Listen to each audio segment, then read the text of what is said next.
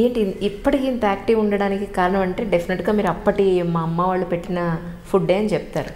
ఏం తినేవాళ్ళు అసలు మీరు అప్పట్లో? మేము పొద్దున పూట చద్దన్నం తినేవాళ్ళం అమ్మ. చద్దన్నం అంటే రాత్రి వండింది ఇత్తడి గిన్నెల్లో ఉండేవాళ్ళు కదా అప్పుడు. చక్కగా ఇత్తడి గిన్నెల్లో వండిన అన్నం ఉంటే దాంట్లో చక్కగా ఆవకాయో గోంగూర పచ్చడో చింతకాయో వేసుకుని ఇంత నెయ్యి వేసుకుని, ఇంకా గోంగూర పచ్చడి అయితే మాత్రం తప్పనిసరిగా వెన్న ఉండేది, అంటే మాకు పాడి ఉండేది. ఇంత వెన్న వేసుకుని తిని కాస్త పెరుగు వేసుకుని తిని బయలుదేరేవాళ్ళం. పొద్దున పూట పెరుగన్నం తింటే కానీ ఇంట్లోంచి బయటకు వచ్చేవాళ్ళం కాదు. పాలు తాగే అలవాట్లేదు అప్పటికి ఇప్పటికీ కూడా. నేను ఎప్పుడు నవ్వుతూ అంటూ ఉంటాను, పాలు ఎందుకు తాగరంటే పాడిలో పుట్టి పెరిగాం కదా మాకు అందుకని పాలు ఇంటి నిండా పాలు పెరుగు బాగా ఉండేవి. పెరుగు కూడా నేను కొద్దిగా వేసుకునేదాన్ని, మాకు సుష్టుగా ఉన్నా సరే. అయితే ఒక్క పొద్దున్న చద్దన్నంలో మాత్రమే మాకు పెరిగేసేవాళ్ళు. రాత్రికి ఎట్టి పరిస్థితుల్లో మజ్జిగే. మధ్యాహ్నం కూడా నాన్నగారు చూడకుండా కొంచెం పెరిగేసుకోవడమే తప్ప నాన్నగారు పెరిగేసుకోవడానికి ఒప్పుకోరు. కారణం ఏంటంటే పెరుగు యాజ్ ఇట్ ఈజ్ అనారోగ్యం. అందుకని మజ్జిగ చేసి కవ్వంతో చిలగొట్టిన మజ్జిగ, అంటే సాధారణంగా వెన్న తీసేవాళ్ళు బాగా ఉండేది కనుక ఏ కారణంగాన వెన్న తీయకపోయినా మజ్జిగ చిలక కొట్టినటువంటి మజ్జిగతోనే తినే అలవాటు అనమాట. అంచేత పొద్దున మాత్రమే చద్దన్నానికి మాకు పెరుగు. ఇప్పుడు చద్దన్నాలు ఎక్కడివి అసలు? చద్దన్నాలు తింటుంటే అనారోగ్యం అనేస్తున్నారు కదా, అదే కానీ మరి అంటున్నారు కాదమ్మా. ఇప్పుడు అమెరికాలో వాళ్ళు పరిశోధన చేసి చెప్పింది ఏమిటంటే B12 అవి రావాలంటే రాత్రి వండి పొద్దున తిన్న అన్నంలోనే వస్తుంది, అది తినమని కదా వాళ్ళ సలహా చెప్తున్నారు. ఒక రాత్రి నిలవ ఉంచినటువంటి అన్నంలో B12 మెగ్నీషియము ఇంకా ఏవో చాలా చెప్పారు వాళ్ళు. ఆ మొత్తం అన్నా ఉంటున్నాయి కనుక చద్దన్నం చాలా మంచిది.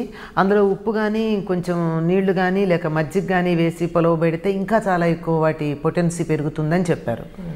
అంచేత మరి మన వాళ్ళు ఆలోచించే పెట్టారే, అప్పటికప్పుడు వండి పెట్టలేకపోయారా? అవును, మన సాంప్రదాయమైన వంటలు ఏవైతే ఉన్నాయో, మన భారతీయ సాంప్రదాయంలో ఉన్న పాతకాలపు పద్ధతులన్నీ కూడా ఎంతో సైంటిఫిక్ రీజన్స్ కలగలిపిన ఉన్న జీవన విధానం అండి. ఒక్క మాటలో చెప్పాలంటే మన ఇళ్లలో అమ్మమ్మలో బామ్మలో చెప్తే వినే పరిస్థితి లేదు. ఎవరో out side of the country, విదేశీయులు పరిశోధన చేసి ఇలా అని చెప్తే ఓహో అవునా అని అప్పుడు మన వాళ్ళు కానీ దాన్ని నమ్మే పరిస్థితి లేదు ఈరోజు. మరి ఇప్పుడు కూడా నేను అందులో ఉండేటటువంటి పోషకాల పట్టికంతా చెప్పలేదు కదమ్మా. ప్రతి వాళ్ళకి ఇప్పుడు నాకే 3 or 2 గుర్తున్నాయి, అందులో ఉన్న 10 అందరికీ ఎక్కడ గుర్తుంటాయి కనుక పోషక విలువలు ఉన్నాయి అని ఒక్క మాట వరకు చాలు. అట్లా ప్రతిదీ కూడా డీటెయిల్స్ అందరికీ అవసరం లేదని పక్కన పెట్టేయడం, ఫలితాంశం మాత్రమే మనకు ఉపయోగంగా ఉండేటటువంటి దాన్ని ఉపయోగించుకోవడం.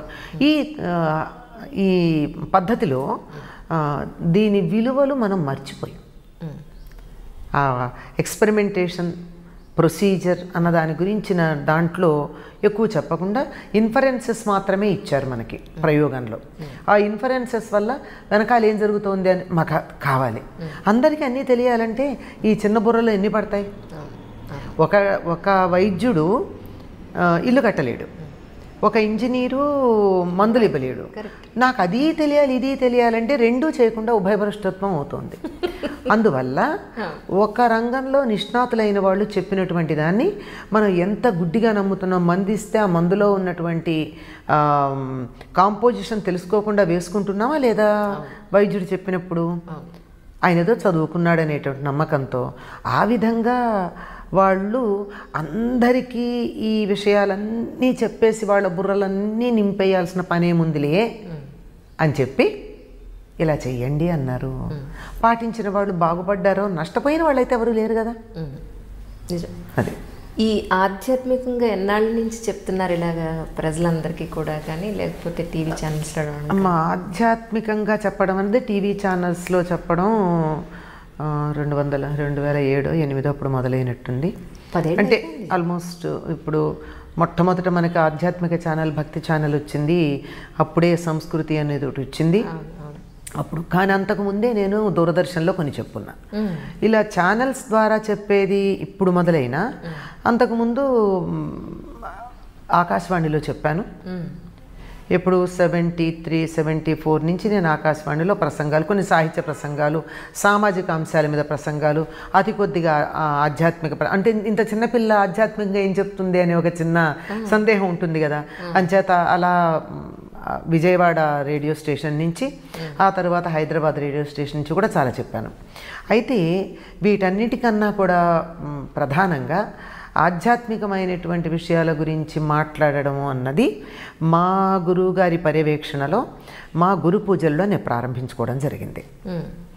అంటే అది ఎప్పుడంటే 1971 ప్రాంతం నుంచి, అంటే నాకు 21 ఏళ్ళు ఉన్నప్పటి నుంచి ఆధ్యాత్మిక విషయాలని ప్రస్తావించుకుంటూ ఉండడం, ఆ సభల్లో పాల్గొంటూ ఉండడం. ఎందుకంటే ఒక మంచి ఉపాధ్యాయుడు ప్రేరణ ఇస్తాడు. సామాన్యమైన ఉపాధ్యాయుడు పాఠాలు చెప్పచ్చు, కొంచెం సంతోషం కలిగించవచ్చు, జ్ఞానాన్ని ఇవ్వచ్చు. కానీ ఒక ఉత్తముడైనటువంటి ఆచార్యుడు తన ప్రవర్తన ద్వారా ప్రేరణ కలిగిస్తాడు. ఆ ప్రేరణ కారణంగా ఆయన చెప్తున్నటువంటి వాటికి మేము అలా సమ్మోహితులమైపోయి అసలు తన్మయత్వంలో ఉండిపోయి, ఆ విధంగా మేము ఎప్పుడైనా ఒక విషయాన్ని అర్థం చేసుకోగలమా, అర్థం చేసుకుని మేము అవగాహన చేసుకుంటామా, అవగాహన చేసుకుని ఆచరణలో పెట్టగలమా, ఆచరణలో పెట్టింది ఇతరులకి చెప్పగలమా అన్నటువంటి తపన ఉండేది. ఈ తపనతో 1971 ప్రాంతం నుంచి, అప్పటి నుంచి అడపాదడప మా గురువుగారి పర్యవేక్షణలోనే ఎక్కువగా ఆయన వింటూ ఉండగానే, ఎందుకంటే తప్పులు చెప్తారు కదా, బయట వాళ్ళు ఎవరో మనలో తప్పులు బట్టి తిట్టే కన్నా మన గురువో, మన అమ్మో, మన నాన్నో మన తప్పులు సరిచేస్తే మనకి సంతోషం. వాళ్ళు బాగుపడాలని తప్పులు సరిచేస్తారు తప్ప మన్ని ఎద్దేవా చేయడానికో మన్ని అవమానపరచడానికో చేయరు కదా. అంచేత అలాగే చెప్పుకున్నాం. వారి ప్రోత్సాహమే ఇప్పటికైనా నేను మాట్లాడుతున్నానంటే వారు, నేను ఒక మౌత్ పీస్ లాంటి దాన్ని అని చెప్పుకోవాలంతే. విషయం అక్కడి నుంచే వస్తుంది. అప్పటి నుంచేనమ్మా సుమారుగా 71, 72 నుంచి ఆధ్యాత్మిక ప్రసంగాలు, సాహిత్య ప్రసంగాలు. సాహిత్యానికి ఆధ్యాత్మికానికి చాలా దగ్గర సంబంధం ఉన్న సంగతి చాలా మర్చిపోతూ ఉంటారు. సాహిత్యాన్ని నిజంగా అధ్యయనం చేస్తే అది ఇచ్చేటంత ఆధ్యాత్మిక వికాసం, సామాజికమైనటువంటి స్పృహ, వ్యక్తిత్వ వికాసం ఇంత అంతా కాదు. అంటే మీ గురువుగారు ఎవరు అని అడిగితే ఆయన గురించి ఒక మాటలో చెప్పాలి అని అంటే ఏం చెప్తారు? మా గురువు గారు, ఆయన పేరు చెప్పాలి అంటే కులపతి ఎక్కిరాల కృష్ణమాచార్యులు గారు. ప్రపంచవ్యాప్తంగా ఆయనకి మాస్టర్ ఈకే అన్న పేరుతో ప్రఖ్యాతి పొందారు. వరల్డ్ టీచర్ ట్రస్ట్ అనే పేరుతో ఒక ఆధ్యాత్మిక సంస్థను నెలకొల్పారు. ఈ వరల్డ్ టీచర్ ట్రస్ట్ అనే ఆధ్యాత్మిక సంస్థలో మెంబర్షిప్ కానీ డబ్బు కట్టడాలు కానీ లేవు. నేను స్వచ్ఛందంగా ఆధ్యాత్మిక ప్రగతి కోసం కృషి చేస్తాను అనుకున్న వాళ్ళందరూ అందులో సభ్యుల కిందే ఉంటారు. ఇప్పుడు తరచుగా సమావేశాలు జరుగుతూనే ఉంటాయి. ఆ సమావేశాల్లో ఎవరైనా పాల్గొనవచ్చు. ఒక్కసారి పాల్గొని ప్రేయర్లో ఒక్కసారి భాగస్వామ్యం తీసుకున్నారు అంటే ఇనిషియేషన్ అయినట్టే కనుక చక్కగా అనుసరించవచ్చు. ఈ సంస్థకి సంబంధించినటువంటి శాఖలు ప్రపంచవ్యాప్తంగా అనేక దేశాలలో ఉన్నాయి.